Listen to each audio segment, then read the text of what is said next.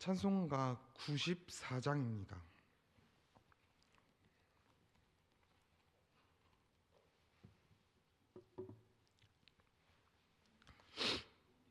찬송가 94장입니다.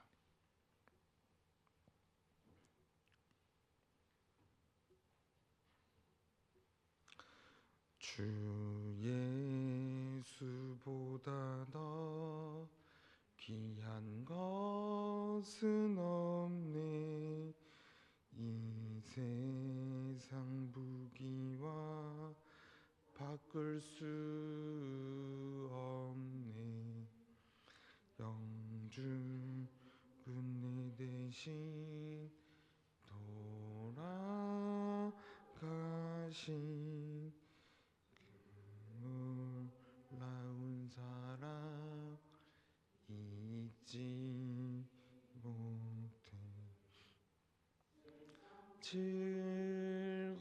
즐거움 다 버리고 세상 자랑 다 버렸네. 주 예수보다 더 귀한 것은 없네. 예수 밖에는 없네. 주 예수보다 더 귀한 것은 없네. 이 세상 명예와 바꿀 수 없네. 이전에 즐기던 세상 일도 주 사랑하는 마음 뺏지 못해. 즐거움 다 버리고 세상 자랑 다 버렸네. 주 예수보다 더 귀한 것은 없네. 예수 밖에는 없네. 주 예수보다 더 귀한 것은 없네. 행복과 바꿀 수 없네. 유혹과 핍박이 몰려와도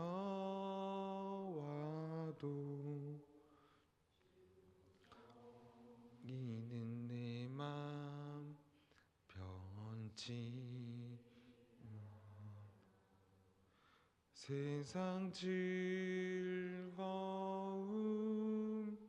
다 버리고 세상 자랑 다 버렸네. 예수보다 더 귀한 것은 없네. 예수 밖에는 없네. 오늘 함께 볼 말씀은 요한복음 11장입니다. 요한복음 11장입니다.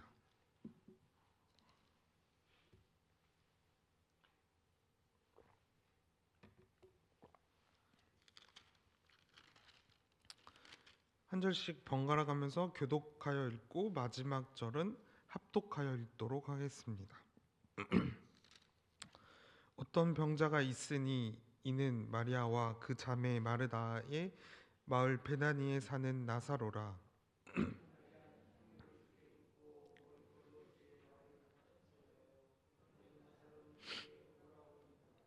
이에 그 누이들이 예수께 사람을 보내어 이르되 주여 보시옵소서 사랑하는 자가 병들었나이다 하니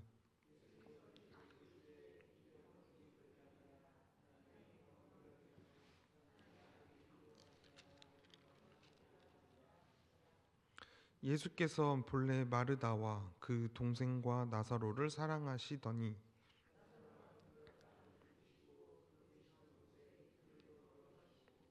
그 후에 제자들에게 이르시되 유대로 다시 가자 하시니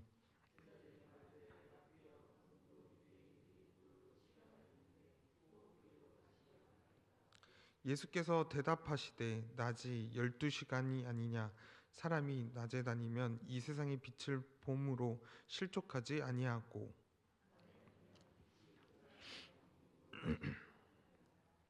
이 말씀을 하신 후에 또 이르시되 우리 친구 나사로가 잠들었도다 그러나 내가 깨우러 가노라. 예수는 그의 죽음을 가리켜 말씀하신 것이나 그들은 잠들어 쉬는 것을 가리켜 말씀하신 인 줄 생각하는지라.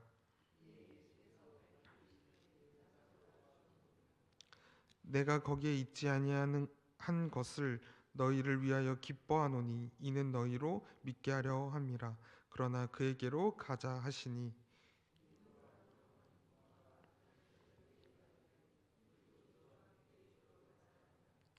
예수께서 와서 보시니 나사로가 무덤에 있은지 이미 나으리라.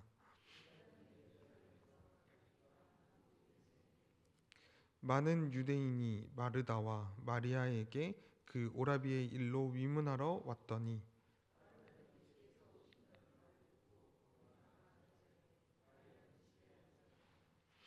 마르다가 예수께 여짜오되 주께서 여기 계셨더라면 내 오라버니가 죽지 아니하였겠나이다.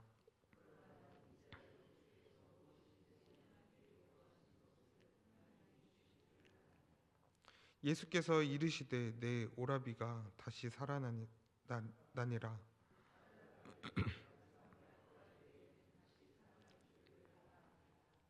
예수께서 이르시되 나는 부활이요 생명이니 나를 믿는 자는 죽어도 살겠고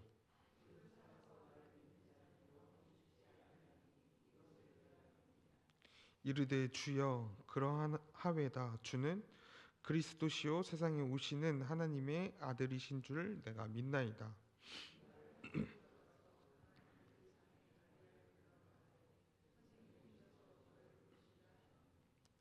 마리아가 이 말을 듣고 급히 일어나 예수께 나아가매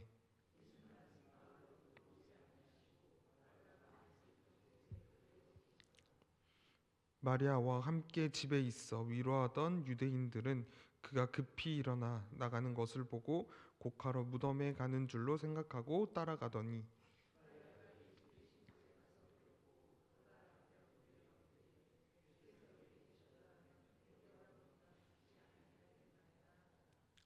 예수께서 그가 우는 것과 또 함께 온 유대인들이 우는 것을 보시고 심령이 심령의 비통히 여기시고 불쌍히 여기사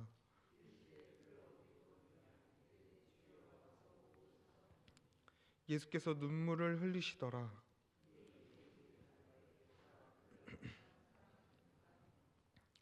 그 중 어떤 이는 말하되 맹인의 눈을 뜨게 한 이 사람이 그 사람은 죽지 않게 할 수 없더냐 하더라.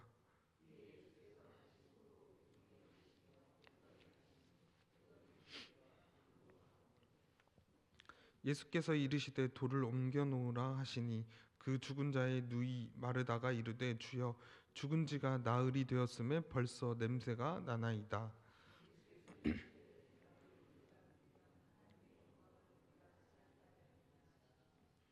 돌을 옮겨 놓으니 예수께서 눈을 들어 우러러 보시고 이르시되 아버지여 내 말을 들으신 것을 감사하나이다.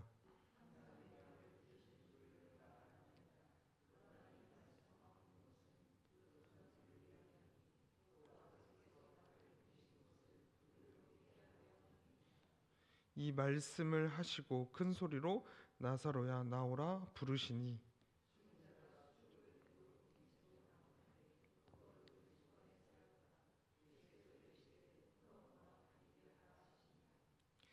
마리아에게 와서 예수께서 하신 일을 본 많은 유대인이 그를 믿었으니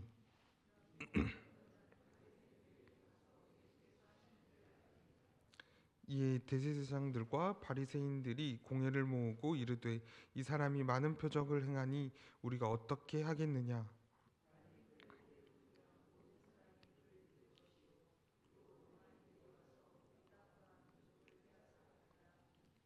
그 중에 한 사람 그 해의 대제사장인 가야바가 그들에게 말하되 너희가 아무것도 알지 못하는도다.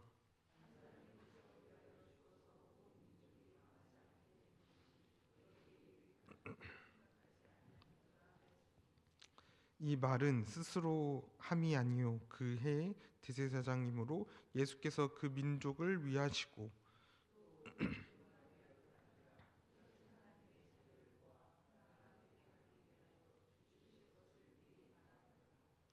이날부터는 그들이 예수를 죽이려고 모의하니라.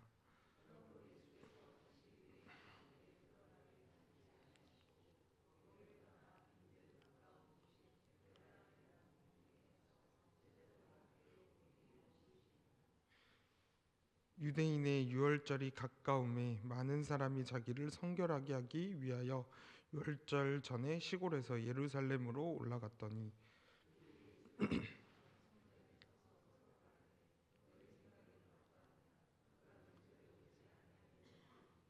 다 같이 읽겠습니다. 이는 대제사장들과 바리새인들이 누구든지 예수 있는 곳을 알거든 신고하여 잡게 하라 명령하였음이라. 아멘. 이 새벽에 나오신 우리 성도님들을 환영하고 축복합니다. 요한복음 11장은 예수님께서 죽은 나사로를 다시 살리신 사건을 기록하고 있는 장이 오늘 요한복음 11장입니다. 이 사건은 이런 단순한 기적의 그런 이야기가 아니라 예수님께서 부활과 또 생명의 주님이심을 또 주인이심을 보여주는 중요한 표적입니다. 또한 이 사건은 많은 사람을 믿음으로 이끌었지만 동시에 유대 지도자들이 예수님을 죽이기로 결정하는 그런 계기가 되기도 하였습니다. 나사로는 마르다와 마리아의 오라버니였고 그들은 베다니에 살고 있었습니다. 이 가정은 예수님께서 사랑하시는 가정이었습니다. 나사로가 병들자 이 마르다와 이 마리아는 예수님께 주여 보시옵소서 이런 사랑하는 자가 병들었나이다 라고 이렇게 전하게 됩니다. 그들은 예수님께서 나사로를 사랑하시며 능히 고쳐주실 것이라는 그런 믿음이 있었습니다. 그러나 이 예수님은 그 소식을 듣고도 곧바로 베다니로 가지 않으셨습니다. 오히려 이 병은 하나님의 영광을 위하는 것이다. 영광을 위하는 것이야 라고 이렇게 말씀하시면서 이틀을 더 머무셨습니다. 그 모습을 볼 때 우리의 상식적으로는 이해가 안 되는 장면일 수도 있습니다. 예를 들어서 우리가 급한 일이 생겼는데 저는 막 급합니다. 근데 다른 한 사람도 같이 급한 일인데 한 사람은 너무 느긋한 거죠. 약간 이런 것처럼 우리의 상식적으로는 생각이 안 되지만 예수님께서는 하나님의 계획과 또 뜻이 있었기 때문에 그렇게 움직이지 않고 하나님의 계획대로 움직였다라는 것이죠. 그래서 그 모습을 볼 때 예수님의 그 사랑이 부족해서가 아니라 더 큰 하나님의 뜻을 이루기 위한 기다림이었습니다. 그래서 우리도 기도의 응답이 늦어지는 것처럼 느껴질 때 그것이 주님의 그 무관심이 아니라 하나님의 때에 맞게 일하시기 위해서 움직이신다라는 것은 우리가 알고 살아가야 될 줄 믿습니다. 이후 예수님은 제자들에게 다시 유대로 가자고 말씀하십니다. 하지만 제자들은 유대인들이 예수님을 돌로 이렇게 치려했던 그런 모습들이 기억나기 때문에 또 그 모습이 기억나고 또 두려워했기 때문에 그래서 저희는 못 갈 것 같은데요 라고 하는 그런 망설이는 장면이 있었습니다. 그러나 예수님은 하나님의 뜻을 이루기 위해서 그런 위험한 길도 피하지 않으셨습니다. 그리고 예수님은 나사로가 잠들었다고 말씀하셨는데 그리고 또 제자들은 그 뜻을 정확히 이해하지 못했습니다. 그래서 예수님은 이 나사로가 죽었다라고 아주 분명하게 이야기해 주셨습니다. 하지만 이 예수님께서 그 죽음은 끝이 아니라 깨우실 수 있는 그런 잠과 같았습니다. 그러고 나서 예수님께서 베다니에 도착하셨을 때 나사로는 이미 무덤에 있은 지 나흘이 되었습니다. 인간적으로 보면 모든 가능성이 끝난 상황이었지만 마르다는 예수님께서 나와 주께서 여기 계셨더라면 내 오라버니가 죽지 아니하였겠습니다 라고 말하는 그런 모습도 보이게 됩니다. 그러고 난 다음에 어떻게 되었습니까? 예수님은 마르다에게 너 오라버니가 다시 살아날 수 있어 라고 이야기하는 모습을 보게 됩니다. 마르다는 이 마지막 날 부활할 때 다시 살아날 줄 안다고 대답하게 됩니다. 그때 예수님은 이 요한복음 이 11장의 중심이 되는 말씀을 하게 되십니다. 그게 무엇이냐면 나는 부활이요 생명이니 나를 믿는 자는 죽어도 살겠고 살아서 나를 믿는 자는 영원히 죽지 아니하리라 라는 그런 말씀을 하시게 됩니다. 예수님은 부활을 주시는 분일 뿐만 아니라 예수님 자신이 부활과 생명이신 것을 이야기하고 계십니다. 그리고 참된 생명과 영원한 소망은 예수님 안에 있습니다. 마르다는 예수님께 주는 그리스도시요 세상에 오시는 하나님의 아들이신 줄을 내가 믿나이다 라고 고백하게 됩니다. 이것은 깊은 슬픔 속에서도 예수님이 누구이신지를 붙드는 그런 믿음의 고백이기도 합니다. 참된 믿음은 모든 상황을 다 이해해서 생기는 것이 아니라 이해가 되지 않는 그 자리에서도 주님을 신뢰하고 그 믿음으로 나아가는 것이 바로 참된 믿음입니다. 그 믿음이 우리 안에도 있어야 될 줄 믿습니다. 마리아도 예수님께 나아가 같은 말을 하며 울었습니다. 예수님은 마리아와 함께 온 사람들을 우는 것을 보시고 마음 아파하시며 같이 눈물을 흘리셨습니다. 예수님은 곧 나사로를 살리실 것을 알고 계셨지만 슬퍼하는 사람들과 함께 우시는 그런 분이 바로 예수님입니다. 예수님께서 우리의 고통을 멀리서 바라보시는 분이 아니라 우리의 슬픔 가운데 함께 하시고 또 아파하시는 분이 바로 우리와 함께 하시는 예수님이십니다. 예수님은 이 나사로의 무덤 앞에 가서 돌들을 옮겨 놓으라고 말씀하십니다. 아까 이야기한 것처럼 마르다는 죽은 지 나흘이 되어서 냄새가 난다라고 이야기합니다. 예수님은 어떻게 이야기하냐면 너가 믿으면 하나님의 영광을 보게 된다라고 이야기하십니다. 사람들이 돌을 옮기자 예수님은 하나님께 기도하신 후 큰 소리로 외치셨습니다. 어떻게 외치셨나요? 나사로야 나와라. 그러자 죽었던 나사로가 무덤에서 나오게 됩니다. 그 모습을 보면 어떻습니까? 예수님의 말씀은 죽음의 권세보다 강하셨습니다. 이 사건을 본 이 많은 유대인들은 예수님을 믿게 되었습니다. 그러나 어떤 사람들은 바리새인들에게 가서 예수님이 하신 일을 알렸지만 같은 기적을 보고도 사람들의 반응은 달랐습니다.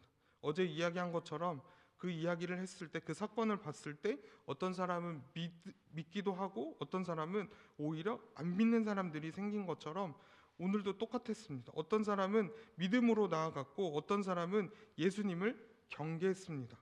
하나님의 일을 보면서도 마음이 다치는 사람이 있다면 또 믿음으로 나아가는 사람도 있었다라는 거예요. 이런 것처럼 이 대제사장들과 이 바리새인들은 그 예수님께서 많은 표적과 기적과 이적을 행하시는 것을 보고도 알면서도 믿지 않았습니다.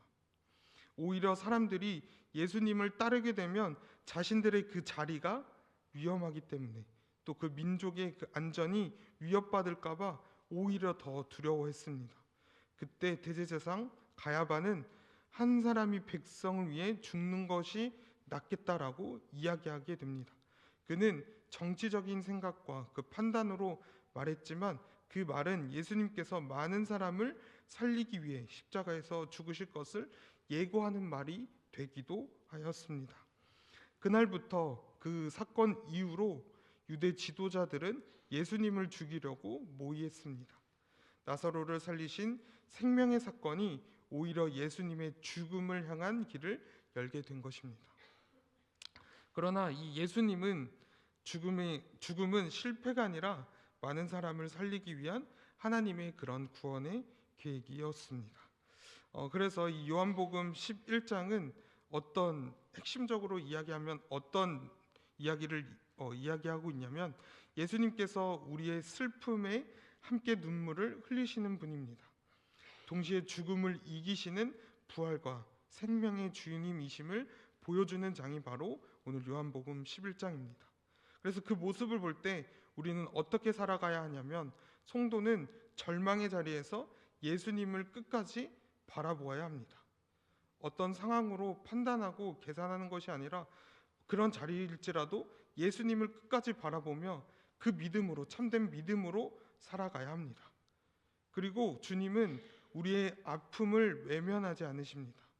오히려 그 아픔과 함께 하시고 그 자리에 끝까지 함께 계십니다.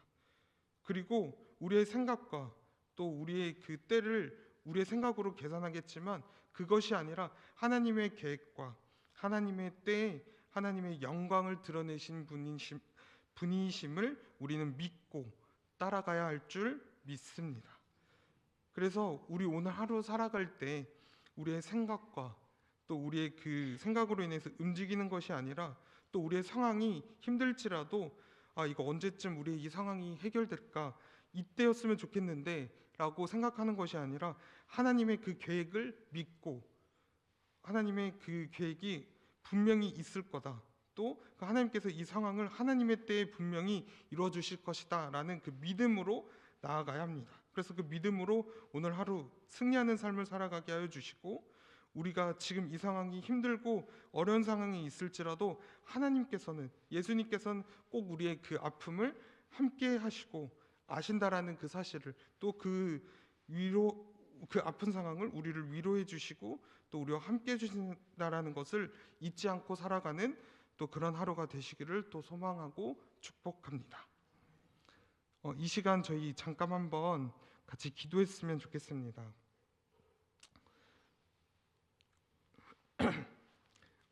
이 시간 기도할 때 우리의 생각과 우리의 뜻을 하나님께 말하고 구하는 것이 아니라 하나님의 때에 우리가 그때 움직인다라는 것을 또 어떤 상황이 있을지라도 하나님이 함께 하신다라는 그 사실을 믿고 그 참된 믿음이 우리 안에 있을 수 있도록 주님 인도하여 주시옵소서.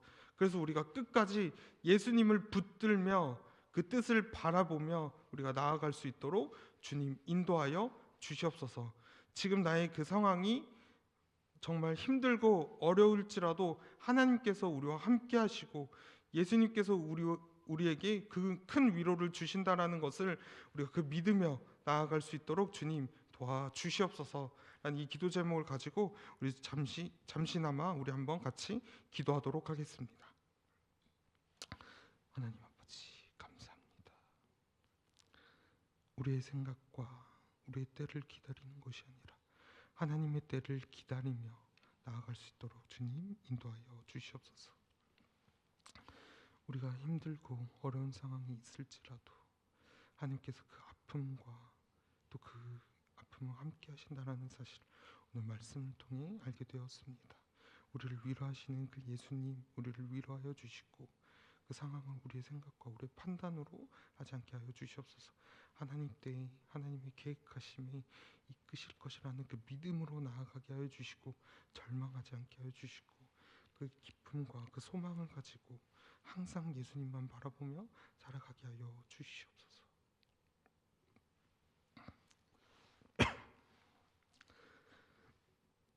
하나님 아버지 감사합니다. 오늘 이 요한복음 11장의 말씀을 통해 예수님께서 부활과 생명의 주님이심을 다시 깨닫게 하시니 감사합니다. 나사로의 죽음 앞에서 눈물 흘리신 예수님을 보며 주님께서 우리의 슬픔을 아시고 함께 아파하시는 분을 믿습니다. 또한 나사로야 나오라 라고 말씀하시며 죽음을 이기신 주님의 능력을 보며 어떤 절망도 주님 앞에서 끝이 아님을 고백합니다. 우리의 삶에서도 응답이 늦어지는 것처럼 보이는 그런 문제들이 있고 또 이미 끝난 것처럼 느껴지는 상황들이 있을지라도 그 자리에서도 주님의 말씀을 붙들게 하여 주시옵소서. 그 참된 믿음도 우리가 가질 수 있도록, 그 믿음이 우리 안에 생길 수 있도록 주님 인도하여 주시옵소서. 마르다처럼 주는 그리스도시요 하나님의 아들이십니다라고 고백하는 그 믿음을 우리에게도 주시옵소서. 우리가 지금 있는 이 가정과 교회가 절망 가운데 있는 이들에게 예수님의 위로와 생명을 전하게 하여 주시옵소서. 오늘 나눈 이 말씀이 우리 마음에만, 우리 생각에만 머물지 않게 하여 주시고 한 주간 삶 속에서 믿음과 순종으로 이어지는 일들이 있게 하여 주시옵소서. 또 오늘 하루 말씀을 가지고 승리하는 하루가 되게 하여 주시옵소서. 예수님의 이름으로 기도드렸습니다. 아멘.